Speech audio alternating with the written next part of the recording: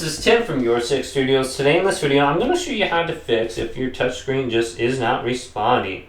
So you can just force restart your phone too. There's another thing in here I'm just going to show you quick.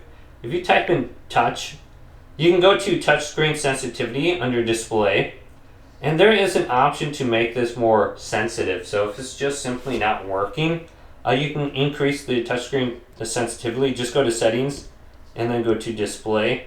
And it should be on the bottom. So if you got like a screen protector or something on there, you can turn this on or off. Now if it's still not working, you can force restart your phone by holding down the power button right here and volume down. This is going to open up the power menu, but if you continue to hold it down, it's going to force restart your phone. So just give it like 10 seconds. Now the screen is off. If it doesn't turn on, just press the power button. Seems like it's turning off. Okay, should be turning on by itself. There we go. And you can just force restart it if it's on responsive. But hopefully this video did indeed help you out. Did leave it a big thumbs up and subscribe to my channel down below.